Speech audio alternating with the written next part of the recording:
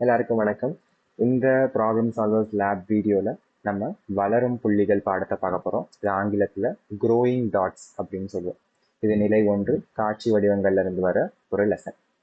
இந்த பாடத்துக்கு நம்ம இந்த 3 படங்களை தான் காட்ட போகிறோம். படம் 1ல் 1 புள்ளி இருக்கு, படம் 2ல் 3 புள்ளி இருக்கு, படம் 3ல் 5 புள்ளிகள் இருக்கு. இந்த படத்தை காட்டி நம்ம நோட்டீஸ் அண்ட் ஒண்டரோட இந்த லெசனை ஆரம்பிப்போம்.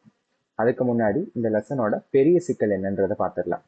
இந்த லெசனோட பெரிய சிக்கல், இந்த மாதிரி படங்கள்ல படம் 10ல் எத்தனை புள்ளிகள் அதாவது டாட்ஸ் இருக்கும் அப்படின்றது தான் இதோட பெரிய சிக்கலா இருக்குது. இந்த பெரிய சிக்கலுக்கு கண்டுபிடிக்கிறதுக்கு என்ன நிகழ்ச்சி நிரல் இருக்குன்னு பார்த்துடலாம். மற்ற பாடங்களோட இந்த பாடத்துல வர நிகழ்ச்சி நிரல் கொஞ்சம் வித்தியாசமா இருக்க போகுது. டைம் வைஸ், அதாவது டைம் வேறுபாடு இருக்க போகுது.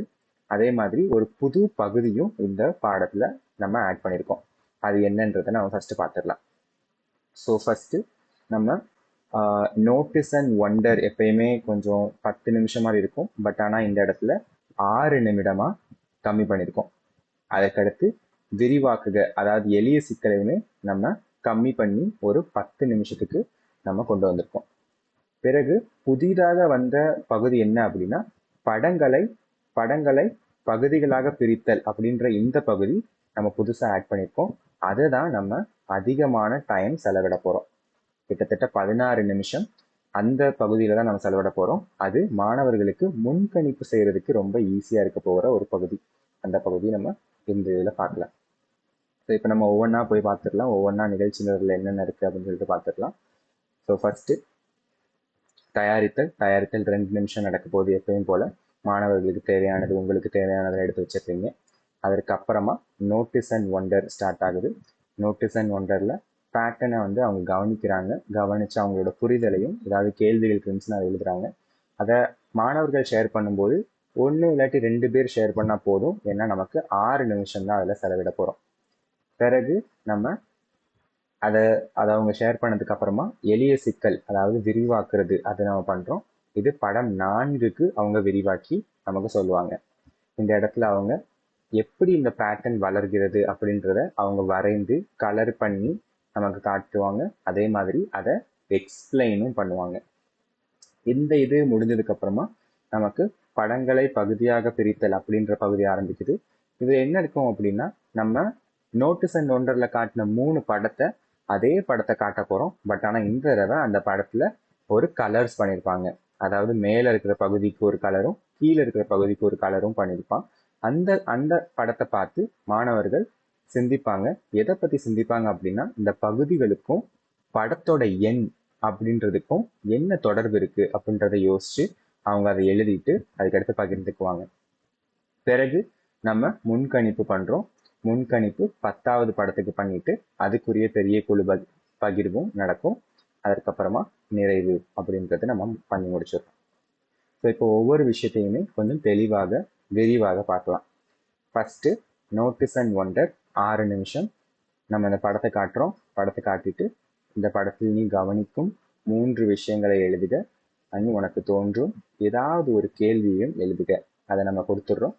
கொடுத்து நம்ம எழுத சொல்றோம். இதுல வழிமுறைகள் 1 நிமிஷத்துல சொல்லிடுறோம். அவங்க அதை எழுதுறதுக்கு 2 நிமிஷம் கொடுக்குறோம். அதே மாதிரி அதை பகிர்ந்துக்கிறதுக்கு 3 நிமிஷம். ஸோ மொத்தம் 6 நிமிஷத்துல நோட்டீஸ் அண்ட் ஒண்டர் ஃபாஸ்டா முடிச்சிருப்போம். பிறகு பெரிய சிக்கலை சொல்றோம்.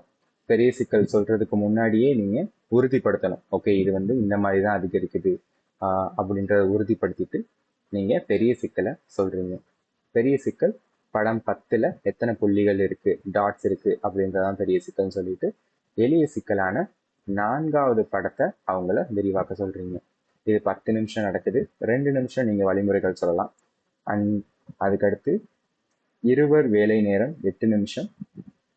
படம் 4 பேட்டர்னை கவனிப்பாங்க, விரிவாக்குவாங்க, அதை சொல்லுவாங்க. இதுல நடந்துட்டு இருக்கும்போது ஆசிரியர்கள் அந்த வகுப்பறையை சுற்றி மாணவர்கள் வரைவதை எழுதுவதையும் நம்ம குறித்து வச்சுக்குவோம். ஸோ இதற்கு அப்புறமா தான் ரொம்ப முக்கியமான படங்களை பகுதிகளாக பிரித்தல் அப்படின்ற ஒரு விஷயம் நடக்குது. இதுல பார்த்தோம் அப்படின்னா, நம்ம இந்த படத்தை அவங்களுக்கு காட்டுறோம். இந்த படத்துல மேலே இருக்கிற டாட்ஸ் எல்லாமே டார்க்காக இருக்கும், கீழே இருக்கிற டாட்ஸ் எல்லாமே கொஞ்சம் கொஞ்சம் லைட்டாக இருக்கும். ஸோ அதை நீங்கள் காட்டிட்டு நீங்கள் மாணவர்களை எழுத சொல்ல போகிறீங்க. இது எப்படி நடக்குதுன்னு பார்க்கலாம். இது 16 நிமிஷம் நடக்குது. 2 நிமிஷம் வழிமுறைகள், 6 நிமிஷம் இருவர் வேலை நேரம். இந்த 6 நிமிஷத்துல தான் அவங்க பகுதிகளை பார்த்துட்டு இதற்கும் படத்தோட எண்ணுக்கும், அதாவது இங்க பாத்தீங்க அப்படின்னா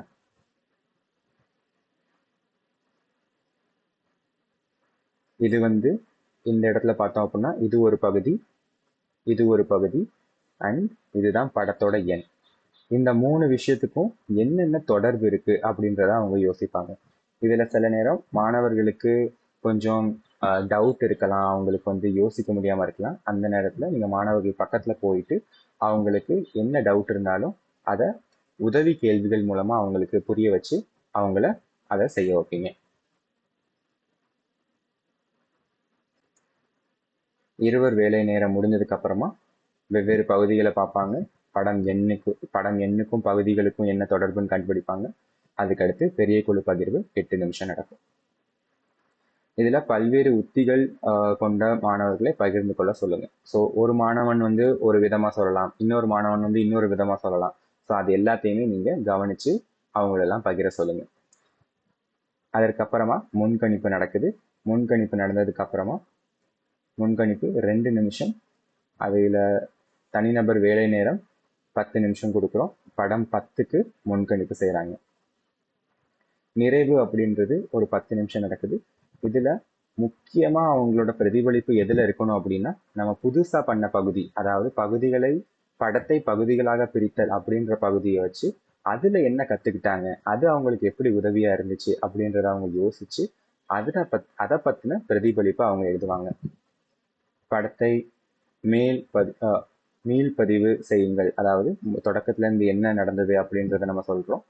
அதுக்கடுத்து ஜோடிகளாக 3 நிமிடம் விவாதிக்கவும், நான் இதை கற்றுக்கிட்டேன் அதை கற்றுக்கிட்டேன் அப்படின்னு சொல்லிட்டு அவங்க வந்து பக்கத்தில் இருக்கவங்க கிட்ட பகிர்ந்துக்கலாம். அதற்கப்புறமா மாணவர் கையேட்லையும் அவங்களோட பிரதிபலிப்பு கேள்விகள் இருக்கும், அதையும் அவங்க கம்ப்ளீட் பண்ணிடலாம். ஸோ இதோட இந்த வகுப்பு முடியுது. இந்த வகுப்பு பண்ணுறதுக்கு ஆல் த பெஸ்ட்.